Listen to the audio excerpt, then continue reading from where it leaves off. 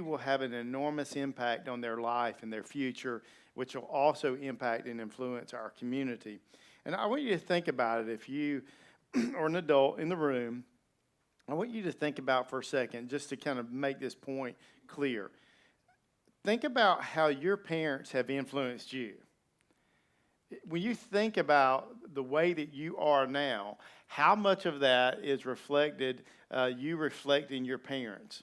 And you think about your marriage. Think about if you're married and you've had conflict with your spouse, how do you handle that conflict? I would offer to you, for most of us, especially in the very beginning of our marriage, we end up handling conflict the way that we saw our parents handle conflict. The husband does the way his family did, and the wife does the way that her family did things. Think about your work ethic. Your view of work parents have is long-lasting. Some of the habits that we have are directly related to how our parents did things. Our relationship to money, and how you handle money. So like I kind of break it down to spend, save, and share. Are you a spender? Then you might have had a parent who was a spender. If you're a saver, it might be because your parents impressed upon you the need to put money away and save for a rainy day. And so our parents influenced us, and we influence our kids, whether we are aware of it or not. I just want you to be aware of it, so that you can leverage it for the good of your family and for the good of our community. Now, for many of us this weekend, we celebrated graduation. Many of you probably went out and sat at Jardine Stadium and almost passed out in the heat. And so graduation took place. And when we graduate, kids graduate from high school, what we are celebrating is that they made it through school, and what they gained is knowledge. And we celebrate, man, they did their math and they did their English. They may have learned some other different types of things like science. But what we're celebrating is the fact that they graduated with a set of knowledge to help them in the future. Well, today, I don't want to celebrate that. I mean, we are celebrating that. But the goal of today is to move past thinking about knowledge, but thinking about how we can help our kids with their social skills. There's no graduation, there's no school for social skills, is there? Nobody goes through, like, I went through school and I learned social skills. Now, you learn social skills at school, but we don't really celebrate that. And I would offer to you that social skills may be more important than even the knowledge that they gain all the way from elementary through high school. I mean, obviously, they've got to get knowledge of English or they're not going to have very good social skills because you got to communicate. And the knowledge is important. But sometimes we almost neglect social skills, the ability to relate to other people, the ability to impact other people, the ability to do these things. When our boys were growing up, one of the things that I impressed upon them and that we talk about as a church is to glorify God. That's our mission. I even asked one of the boys last night, I said, hey, what did we teach you? And the first thing out of his mouth is we should glorify God. And I'm like, yeah. Okay, so let's work that down a little bit. But like he understands that. And so if we're going to glorify to God, so when the boys were in school, we would talk about, because almost every kid at some point will go, why do I need to learn this? Why do I need to learn English? Who cares? Because you have to communicate. And if you can't communicate with people, then you're not going to be able to influence their life and impact their life. How are you going to share the gospel with somebody if you're not very good at communicating? So you need to learn how to handle language, and you need to learn these things. And so that's always what we, as parents, Trish and I, were like shooting for our kids. It's not just about getting an A on the test. It's about using your knowledge to leverage it for the good of people, which ultimately we believe is the gospel. And so if we do that, hopefully they'll develop the skills they need to relate well to others to impact their life. So what I want to talk about today is three things. I call it the 3 Ds of parenting.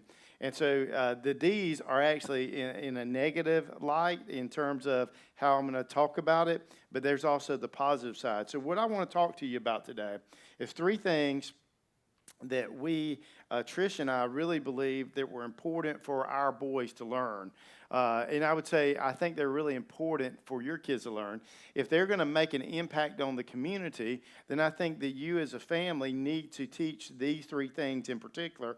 And we would say, because they may be a little bit surprising to you, we would say obviously you want to teach your kids to love people. I mean, to follow Jesus means to love people. I love God and I love my neighbors or self. And so, but these are kind of some baseline things that you can do in your teaching as a parent to your child in order for them to have good relationships and impact people with the gospel without actually like speaking the gospel, like witnessing to people. I think these are important things. So I want to show you, and I want to ask you this question as I show you this statement. I want you to think about, as we read this statement together, it's going to be on the screen, who said this? So here it is on the screen. I'm asking you, who said this? Who do you think said this? The children now love luxury. They have had bad manners, contempt for authority. They show disrespect for elders and love chatter in place of exercise. Children are now tyrants, not the servants of their household. They no longer arise when elders enter the room. They contradict their parents, chatter before company, gobble up their dainties at the tables, cross their legs, and tyrannize their teachers. So who said that? Who would you think would say that? And my guess, if you've not heard this before, then you really are like, I don't know who said that. But I want to show you who said this. This is who said this. Socrates in 500 BC said that. And if you read that today, you would think, hey, he's talking about today. He's talking about children today. This is what they're like. And what I want to say to you, the reason that's important is because things really haven't changed over the years. Ever since Adam and Eve, there's been the same problems going on in families for years. And so these things are not new, and the scriptures speak toward them so that we can train our child in the way they should go so that they impact their community for good. And so obviously we want to love people, and what's wrapped up in these three D's is either hate or love. It is what undergirds these things. And so here are the three. Number one is disobedience. Number two is disrespect. And number three is dishonesty. If I put them in a positive light, it would be obedience, honor, and honesty. What do I think you need to share with your kids on a regular basis and reinforce in their life so that they impact our community are these three things. That they are to be obedient, they are to honor, and they are to be honest. In other words, we want to move them away from disobedience, disrespect, and dishonesty. And so let me walk you through these three things. Now, let me say this, is if we do this, and we will create, our kids will become great citizens of our community. And which, by being a great citizen, that's what we're called to as believers, is to be for the welfare of our city. And so we want our children to be great citizens. Obviously, if they follow Christ, what we believe is that they will be great citizens because they are under a higher authority than just the authorities that are set up here in our world. Now, when I first started working on this list came from when Trish and I got married. I didn't have these three things written out. These are just kind of three things that were kind of in my head, in her head, as we went about parenting our sons. And so I don't want you to look at me and go, man, boy, he was on top of his game. He had those three things down, and they were reinforced. We were reinforcing them, but I didn't have them listed out like this. This is me looking back over the years that we've had all three of our boys and saying, what were the things that we really valued as parents to help our boys become young men and be have an impact on the community in which they live? And so these were the three things. Now I'll go back to this, and I talked about it last week. You have to show it as well as say it. And I'll keep saying that because I think for parents it's important. And we talked about this last week. that nobody knows you better than your kids know you. They see you at home, and so they know what you preach, and they know what you practice. And the gap in between is what we call hypocrisy. If I preach this, but I practice that, if those are not consistent with each other, then you have hypocrisy. And so what we want to do is shrink that gap. And so I want to talk about these three areas. In other words, if you are going to say these things to your kids, that they should be obedient, they should honor those around them, and that they should be honest, if you're not that way, they're going to learn that as well. And so you need to be that way as well. And so number one is disobedience. And so let's take a look at that. We'll start at Ephesians chapter 6, where it addresses children. Now, it's important when you read a letter like Paul's letter to the church at Ephesus. He's writing to the church, and this letter would be read out loud to the people who are gathered, which would be all the adults and all the kids would be in the hearing of this. And the first part of Ephesians, chapters 1 through 3, are all about our beliefs since we trusted Christ, what is true theologically, doctrinally. And then what he does is he takes a turn in Ephesians 4 and he begins to talk about our behaviors, because beliefs impact our behaviors. And so he wants to talk about, okay, now that you followed Christ and now that Jesus has saved you, and so what is it that should be true in your life? And so he begins to give some practical application of how that works through your life. And that starts at chapter 4, and it works its way all to chapter 6, which is where we're picking up on these first two. Chapter 6 gets into our relationships. In other words, because I have a relationship with Jesus, what should my life look like? How should I behave? How should I go about my life? And so he addresses these children in Ephesians chapter 6, verse 1. And this is what he says. And this is probably one that you want your kids to hear, but I want you to think about it as a parent. Children, obey your parents in the Lord, for this is right. This is how you do it. In other words, so Paul writes, and he's writing to children, but parents should be hearing it. And so what he's saying is pretty simple. Obedience is important for kids.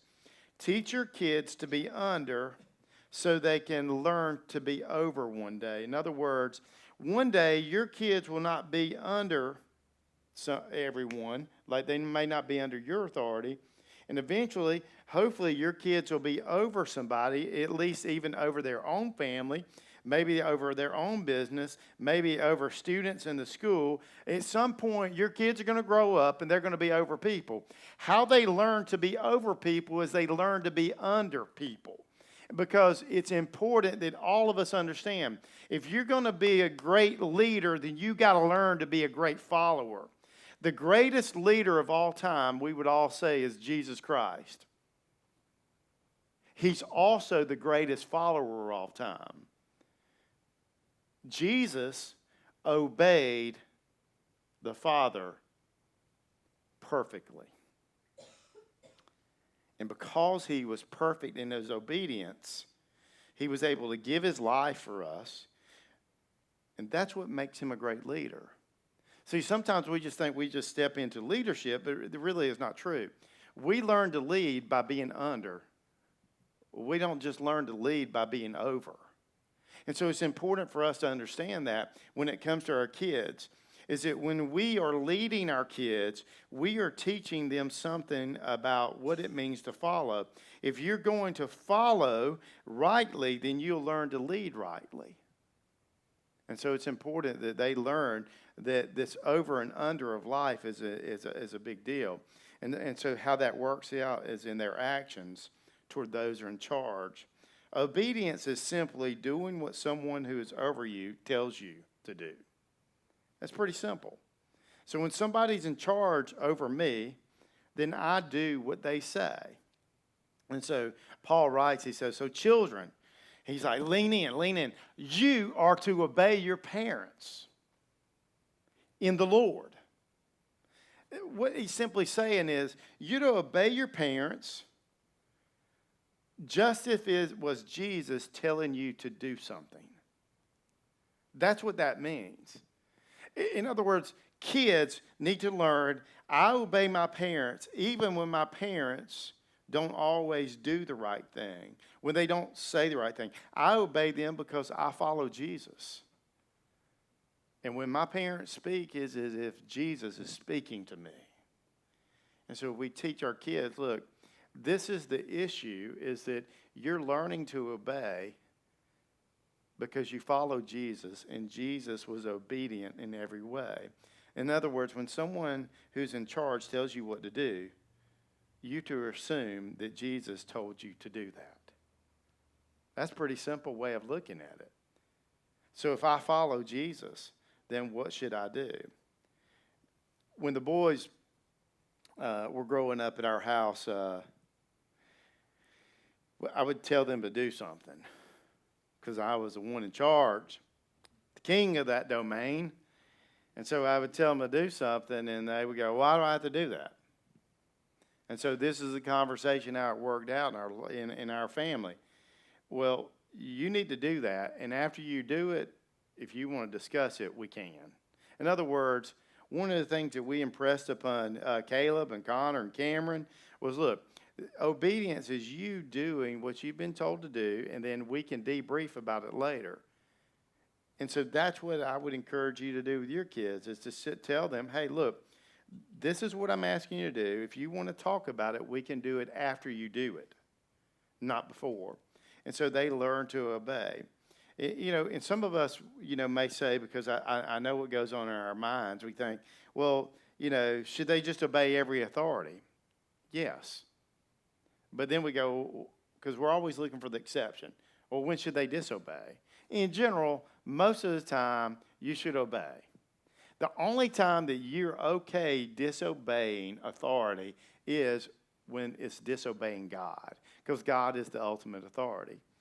And so if you're not being asked to do something immoral or illegal, then you are to obey. And that works good when we're talking about kids, but that's something that we as parents, because we're all under authority. When you become an adult, doesn't mean that you're out from authority. Then actually, I think I have more authorities in my life now than I had when I was a kid. I just had my parents and a few other people. And so it's all of us learning to obey. And when we learn to obey, we learn to be under, then we can learn to be over. And Jesus was obedient in every way, so we should be. And so we should be obedient, and by doing so, we teach that to our children, that they should be obedient, that they should assume that when those in authority speak to them, it is as if Jesus is speaking to them. Number 2, disrespect. This is where Paul goes on, and he says, honor your father and mother. This is the first commandment with a promise. So what Paul is referencing here is Exodus 20:12, I believe, is the 5th commandment. How many of you know all 10 commandments? So if we brought you up here right now, you could say all 10. Raise your hand. Anybody? You say, I can nail the 10 commandments. I got them down. Nobody want to raise their hand? Because I'm not going to call you up here. I was just seeing if you would bite. The 5th commandment is honor your parents. Honor your father and mother. And it's an important commandment because it's teaching to go beyond just obedience to honor. Obedience is I'm doing what they say. Honor is my attitude toward those who in authority over me. And this is a big deal. Disrespect is a big deal throughout Scripture. Honor is taking the next step. It's dealing with the way that we view the authorities in our life. The 5th commandment has been important to me as a youth pastor and as a parent. And so even when I was a youth pastor, I created a dinner for parents where our students and our student ministries would learn to honor their parents. And so I really thought through, how could we do something to teach our kids not just to obey their parents, but that they would even go a step further and that they would honor them, that they would take the extra step, so to speak, and go the extra mile. So we created the 5th commandment celebration because, there's not a lot of us celebrating the 5th commandment. And so what we did is we created one night during the year where our students would dress up like waiters, and that they would serve their parents' table that night. And so we put on a big production. We gave away a 10 Commandments to a parent who had been, some parents have been like kind of living that out, living kind of a Jesus way. And then we had them serve their parents. We had them write notes to their parents to tell them how much they appreciated them, to say thanks, how much they loved them. And so we had a whole night centered around honoring your parents. And the reason that I thought that was important for our student ministry was because we wanted them to learn to respect and honor their parents. To go beyond, hey, I just cleaned my room, to taking the next step, to say, hey, my attitude toward you matters. And so we wanted to celebrate that and make a big deal of it. So this has been important in my household as well, as I want my sons to respect those around them, and especially those in authority over them. And so one day we were riding in the car, and all three of them were in the car. Caleb was in the front seat, the shotgun side, and the other two were in the back. And the conversation came up. Caleb said, "Dad, I got a question." I'm like, "All right." And he says, "Why is it okay for you to interrupt us when we're talking, but if I interrupt you when you're talking, that's wrong?" And I told him, "Man, that's a great question." I said, "I'm glad you asked me that." So I said to him, I said, "Well, here's how it works, son." I said, "God's put me in charge over you. I'm the king of our house. And you guys are like my servants." Now, they didn't take this as demeaning. It sounds demeaning, but they didn't take it that way. And I said, so I want you to imagine if there's a king and he's in on his throne. I said, do you as a servant just walk in and interrupt the king anytime you want to? No. I said, but the king always has the right to interrupt you. And I said, so what I want you to understand is the reason why I can interrupt you is because I'm the king of this domain, and you're not. And what I want you to understand is this. It's not okay for you to interrupt me because I am the king. And here's the really good news. One day, you're going to be the king of your domain.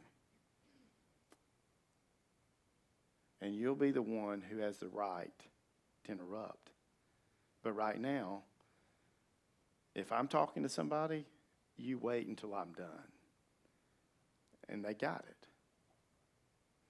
it. And part of that, when I tell that story, I always think, that sounds really harsh. It wasn't harsh, and they really responded. We have some more conversation about it. But what I want them to understand is, look, that's important because it's an honor issue. It's a respect issue. Just a couple weeks ago here at the church, I meet somebody who's new here, and I'm having a conversation. And a child walks up, and I love the kids here. But they would not be patient to speak to me. And we're interrupting a conversation with somebody here that was really important. And I'm not saying that, and I'm not going to tell you who it is. But I want to say, let me tell you the king story. And look, it doesn't mean that they were going to ruin anything, but it just comes down to you make a great community when you are respectful of other people. And so that's what we're getting to. So how I would couch this is, one of the things, and I'll give Tricia credit for this, because she was much better at this than I was as the boys were growing up. She was really good at paying attention to the words that they use. And what I mean by that is she was always reinforcing when they talk to an adult that they are to say sir. When they talk to an adult woman, they are to say ma'am. That's not just old-fashioned Southern stuff. Those are issues of respect. And what your words do is they portray whether or not you honor a person or not, how you speak to them. And so being able to say, Trish would say, tell them please, tell them thank you, say you're welcome. Those are things that she really reinforced in our kids' lives. And I can hear it when I see my boys interact with people. All glory goes to Trish on that. And then let me cover this issue too. So, because this is where sometimes we struggle. If you can't respect the person, then you respect them for the position they hold. Because not every person is living like they should. Every person in authority, as we all know, isn't doing what they should. And so our teaching to our sons is, hey, you respect them because of the position they hold, whether you respect their person or not. God has placed them over you and has placed you under them, so respect them. Honor the position, even if you can't honor the person. When Peter writes in his day, Nero was the king. And Nero was brutal. He was impaling believers on stakes and burning them. He was not worthy of respect in his person. But Peter writes and says, honor the king because of the position. Because Peter understood he didn't get there on his own, that God put him there. And so you are to honor him. Now, the last one is dishonesty. And it's not in Ephesians 6, but it is in 4:25. And so I want to read to you what Paul writes about this issue. He says, therefore, having put away falsehood, let each one of you speak the truth with his neighbor, for we are members of one another. In other words, we are a community of people. We are families that make up the community. And so what he says is we need to put falsehood and lies and cheating and stealing to the side and not deceive our neighbor. We need to speak truth to one another. Up in verse 15, he actually says, speak the truth to one another in love. In other words, don't be so brutally honest that you're hurting people, but speak the truth in love. And so when we are honest with people, it's always salted with grace and with mercy and with love. And so what Paul writes is that we should be honest people, that we should not have lying and cheating and stealing as a part of our life. Whenever we lie, cheat, and steal, we harm other people. It destroys relationships. Our community cannot function the way it needs to if we are dishonest people. So it's important that we learn to speak truthfully and honestly with people. And some of us will say, well, lying's really not hurting anybody. Dishonesty is really harmless. And I would offer to you, no, it's not. When you lie, cheat, and steal, or you deal in falsehoods, you ruin relationships. Trust is the currency for relationships. It's so important for every relationship you have because if you don't deal in truth, you lose trust. And when you lose trust, you don't have a relationship.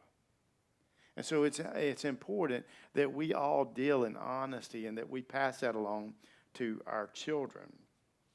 Solomon, the wisest guy outside of Jesus, wrote to his son about this subject. Because much of what Proverbs is about a father writing to his son. And here's what he says. He makes an observation about lying and deception. He says this in chapter 26, verse 28.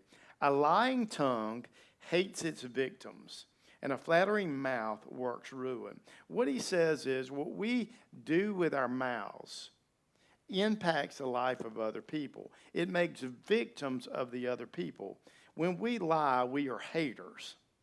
And we don't often think about this, but when we are dishonest with other people, we're actually hating them. And so it goes against everything as followers of Christ that we should be. When we are untruthful with people, when we are dishonest with people, when we lie and we cheat and we steal, we are haters. We make victims of other people. When someone has lied to you, how do you feel? Everybody in the room's had somebody lie to them. When somebody lied to you or they lied about you, how did you feel? What emotion overtook? Did you feel like a victim? Because you were a victim. If you've ever had somebody bear false witness against you, you'll know that this is true. It's not harmless, but it impacts your life. It impacts our community. And so dishonesty is something that we all must deal with. Dishonesty is like a hate crime. That's essentially what Solomon's saying, isn't it? A lying tongue crushes people. It makes victims of them. There's a story in the Old Testament, Joseph. His brothers had already thrown him into a pit, and he'd gone into slavery. They lied to their dad about it. He'd already experienced this once. And then he got into, as a slave, he got into this situation with this guy named Potiphar where he had worked his way up the ladder. The only thing Potiphar didn't really take charge of was what he ate. He gave everything else to Joseph because Joseph was trustworthy. And then Potiphar's wife got the hots for Joseph. And Joseph rejected her because he said to do this would be a sin against God. How can I sin against God and go against Potiphar when he's been good to me? He's put me in charge of everything. And she tries to coerce him, and he rejects her, and he takes off running. She grabs his cloak. And you know what she did? She lied. She said that he tried to rape her.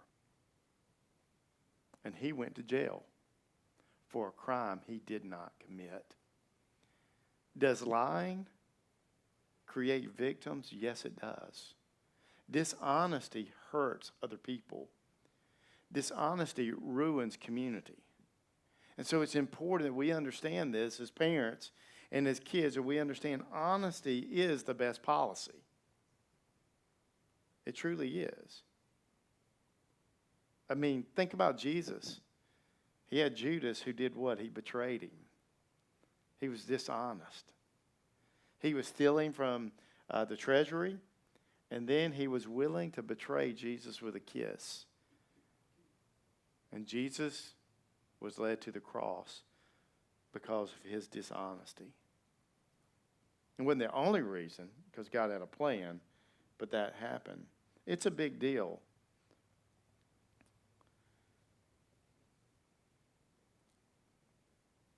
How do you think it affects our lives when people are dishonest? Think about this for a second. What would happen just financially in our community if nobody cheated on their taxes? If nobody stole from their employer? If people were really honest, how do you think it would impact our community? A lot of our economic problems are related to people being dishonest. So if you don't think dishonesty impacts our community, then you don't understand what's at stake. It's vitally important that we understand this. One of the things that we impressed upon our boys is this: you're going to make mistakes and you're going to disobey, but if you do not lie about it. If you lie, we can't help you. And if anybody has ever dealt with someone who lies and is dishonest, you would agree, how difficult is it to help somebody who's not been honest? How difficult is it to help somebody who's not truthful? You can't help them. They have to be truthful, because you can only help people when they're willing to be truthful. And here's the other thing. If you teach your kids to lie in small things, they'll lie in bigger things later. One of the things that came up in our family early on, when I moved here in 2004, I did student ministry and college ministry, so I knew what Facebook was. Literally, when I became the pastor at Grace Point, I didn't know anybody here that was on Facebook. Now, almost everybody is on Facebook. 3/4 of the population of the United States is on Facebook. So when Facebook began to gather momentum, one of our sons wanted to open up an account on Facebook, but he was only like 11 years old. And I told him no. Not because I don't like Facebook, not because I thought he was going to do something and get exposed to things.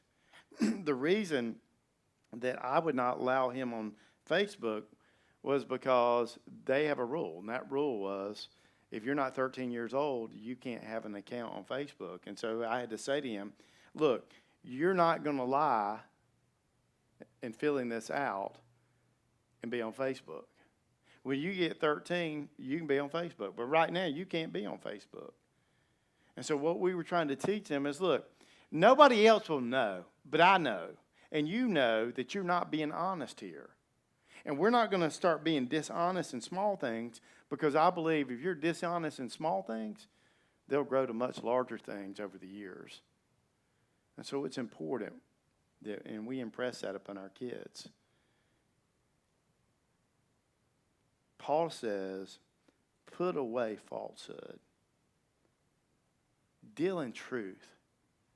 Build trust, because it impacts your life and those around you. Don't be a hater. Be honest. So, application-wise, we got just a few minutes. What should you do? I would say the first thing is this, is that you should discipline for these things. Disobedience, disrespect, and dishonesty. Those are things that have to be disciplined in your kid's life. And you do it formatively by teaching it to them. So you work in, before they've ever done these things, you begin to work these into their life. And so you do it formatively, and then you do it correctively. In other words, then you discipline. So all discipline is not with the paddle. But discipline is, I'm going to teach you these things, and then when you make the mistakes on these things, we're going to correct you on them. And so I believe that you discipline your kids for it. You show them this is not okay. This is how we're going to do things, and this is how we're going to go about our life. And I will say this, if you've got small kids, it's important that you do it when they're younger, because it's really hard to do it when they're older. At about 13 years old, here's my experience as a youth pastor. About 13 years old, they're adults, and the concrete is getting hard. Matter of fact, when our boys turn 13, we have a ceremony at our house, and we give them a sword, and we charge them as adults. And so I've told all three of my boys, look, when you get 13, we're going to have this ceremony, and I will treat you like an adult, a young adult, because the concrete's getting hard. If you wait until that time with these issues, you may have waited too late. Doesn't mean that people can't change. But this starts early on in their life. So you discipline for it. And the second thing you do is celebrate it. What is rewarded gets repeated. Isn't that true? When you get a reward for something, what do you want to do? You want to repeat that because you get the reward. And so we believe that celebrating that is a big deal. So when you see obedience, you see honor, you see honesty, what do? You give them an attaboy. You go, that's the way to go, because that's the path you want them to be on. And so what you do is when you see that, you reward it and you celebrate it. You make a big deal of it. And whatever is rewarded will get repeated. You know, when we say somebody, hey, way to go, that means you're on the right path. And so what does it look like to reward your children when they show obedience, they show honor, and they speak in honesty? It just simply could be something like, son, I'm proud of you. That goes a long way for a kid. To say, you know, I know you did wrong and you didn't obey, but I appreciate you being honest with me about it. Because even though you may be disciplining them for the disobedience, it was always important for me, for my boys to know, look, I appreciate you being honest. And let me say this, in case you missed this point. That don't mean my boys are always honest. I'm slobbering on myself. And so we had to work through this, and you'll have to work through it as well. But we wanted to use our words. And look, I would even say you can reward them for this by a gift or a privilege. Allow them an opportunity to have some reward. When you see it, you got to celebrate it. So I'm okay with you if you give them an iTunes card. I don't know what they want, but, buy them a new video game. I don't know what you do for your kids, but you need to look for some way to celebrate it. And one of the things I think is important, too, is not just to say to them, hey, I'm proud of you, way to go. That's exactly what I want to see in your life. Even when other people are around, if you see your kid doing something well, you brag to other people about what they did. And what reinforces in their life is like, this is me on the right path. This is me making a difference. This is me doing things right. Because sometimes the only time parents speak to their kids is when they're correcting them. We're going to talk about this next week. But it's important that they know, hey, I'm on the right path. As a parent, when your kids are off with other people, and the people come back with your kid and they say, man, your kid, man, they were just great to be with. What do you as a parent feel? You're like, really? My kid? No, that's one of the greatest feelings you have as a parent, right? Is that my kid was with you all day. My kid was with you several hours, and your comment back to me is, man, they were well behaved. They're very respectful. They're honest. What that means is they're on the right path, and you should reward that. You should make a big deal of that, and you should let them know that you appreciate how they're living life. Because when they do that, what does it do? It impacts the community. It makes a difference. If we want to make a difference in our community as families, then we should practice obedience, we should practice respect, and we should practice honesty. Those should be par for the course. And so today is an opportunity for you to evaluate it. Are you disciplined for it, and are you celebrating it when you see it? It's really simple, although it can be hard to do. I think when you have these 3 Ds emphasized in your family, it'll make a long-term impact in our community. Let's pray. Father, we do thank you that you care about us and that you were perfectly obedient, Jesus, in everything you did, in everything you said, in every attitude you displayed.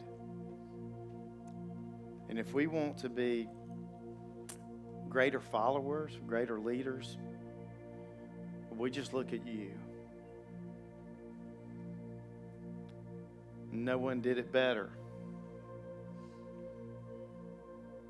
Completely obedient, always respectful, and full of truth. If we imitate that by your grace, then we as families will impact our community. You'll be glorified. People will experience good, and lives will be changed. And just simple things like obedience, honor, and honesty. So, Father, work in us. Work this in our families, and work this through our community. In Jesus' name we pray. Amen.